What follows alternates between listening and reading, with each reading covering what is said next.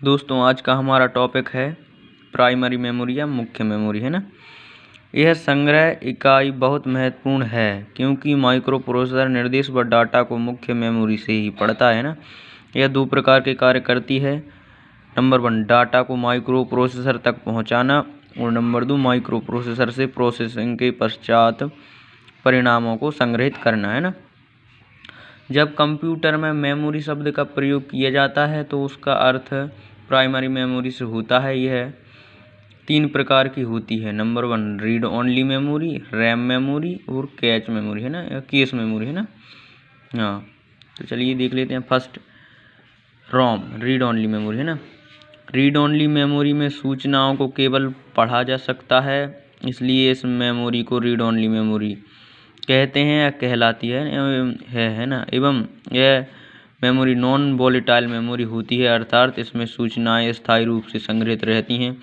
बिजली के चले जाने पर सूचनाएं नष्ट नहीं होती हैं। यह 3 प्रकार की होती है, प्रोम, ईरोम, ईईरोम, है ना। प्रोम का फुल फॉर्म है या पूरा नाम है, यह 3 प्रकार की होती है ना। प्रोम, ईरोम, ईईपीरोम, है ना। प्रोम, प्रोग्रामेबल रीड ओनली मेमोरी। इस प्रकार की मेमोरी में संग्रह स्टोर करने के पश्चात बदले या मिटाए नहीं जा सकते हैं। इसे एक बार लिखा जाता है और बार बार पढ़ा जाता है ना। और सेकंड है ईपीरोम, है ना, erasable programmable read only memory, है ना।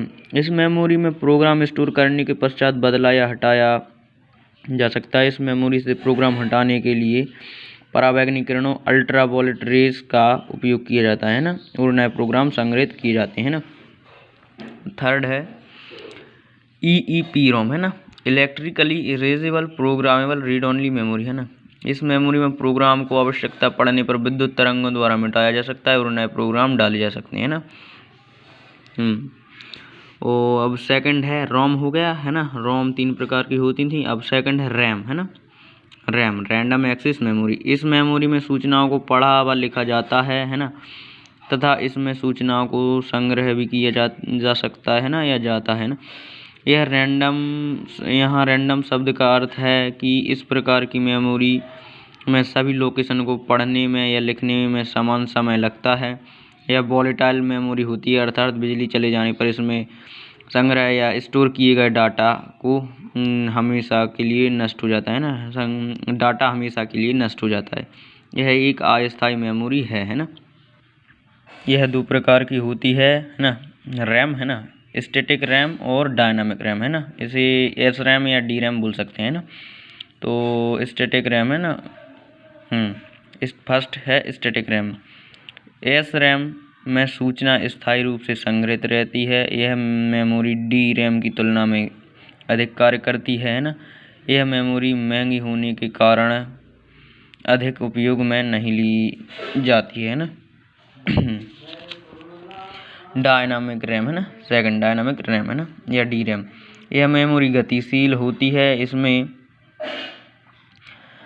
इसमें पावर सप्लाई मिलते रहने पर भी सूचना लीक हो जाती है ना, जिससे इसमें अतिरिक्त रीजनरेट सर्किट की आवश्यकता होती है जो सूचना को यथावत बनाए रखता है। यह मेमोरी एस रैम की तुलना में धीरे कार्य करती है। इस मेमोरी का घनत्व, डेंसिटी मीन्स घनत्व, में अधिक होता है एवं इनकी कीमत कम होती है, इसलिए इनका प्रयोग मुख्य मेमोरी के रूप में किया जाता है ना।